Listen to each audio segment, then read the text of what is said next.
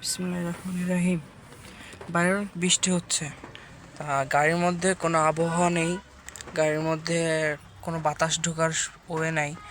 Glass সম্পূর্ণ blur হয়ে গেছে, সম্পূর্ণ ব্লার হয়ে গেছে।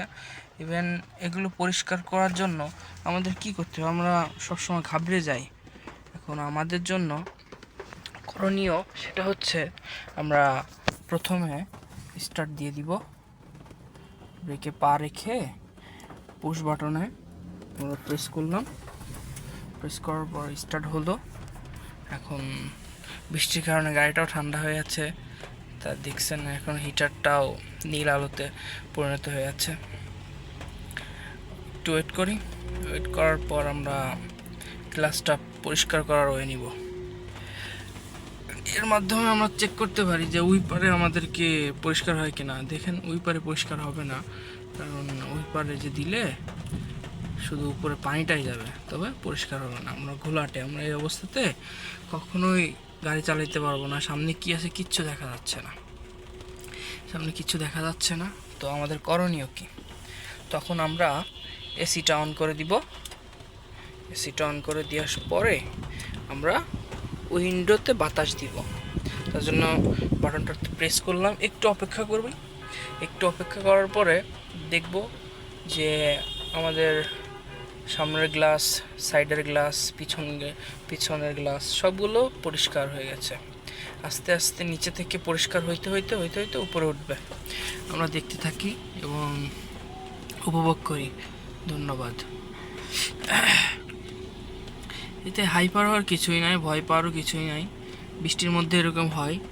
এগুলো পরিষ্কার করার জন্য জাস্ট এতটুকু ফলো করলেই হয়ে যাবে। আমাদের এসি, বৃষ্টির মধ্যে এসি সবসময় চালানো উচিত, কারণ যতই হোক বৃষ্টির এসির কারণে আমাদের গ্লাসগুলো সবসময় ক্লিন থাকবে।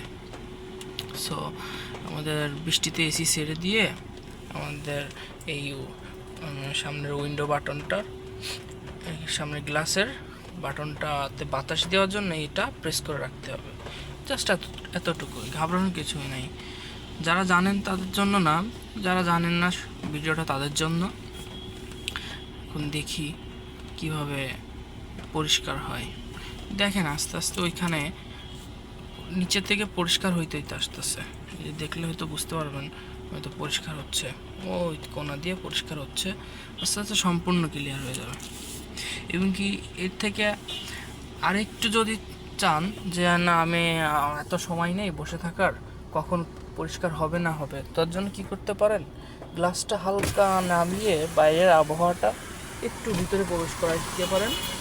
এতে কি হবে, আবহাওয়াটা একটু ভিতরে ঢুকলে আপনার সম্পূর্ণ গ্লাসটা তাড়াতাড়ি পরিষ্কার হয়ে যাবে। দেখেন আস্তে আস্তে সব পরিষ্কার হয়ে যাচ্ছে। আমরা বাইরের বাতাসটাও একটু ভিতরে নিয়ে নিলাম।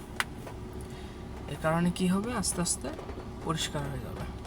দেখেন, দেখতে থাকুন, আস্তে আস্তে সম্পূর্ণ পরিষ্কার হয়ে যাচ্ছে। দেখুন ওই যে একটা, ওইখানে বাতাস বেশি, ওইখান থেকে শুরু হয়ে সম্পূর্ণ গ্লাসে এটা প্রভাবিত হয়ে যাবে, আর গ্লাসটা ক্লিয়ার হয়ে যাবে। পুরো গাড়ির সম্পূর্ণ গ্লাস ক্লিয়ার হয়ে যাবে শুধুমাত্র এই এসির কারণে। দেন নতুনদের ভয় পাওয়ার কোনো কারণ নাই। দেখুন আস্তে আস্তে ক্লিয়ার হইতে আসতেছে।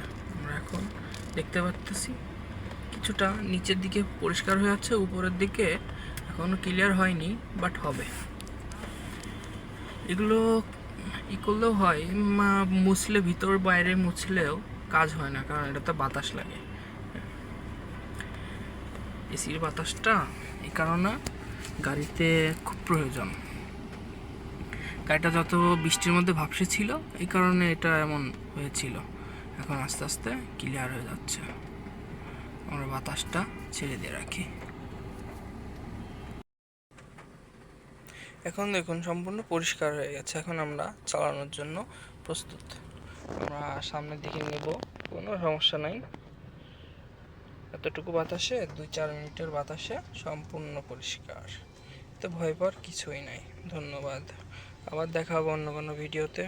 আজকের মতো এতটুকুই।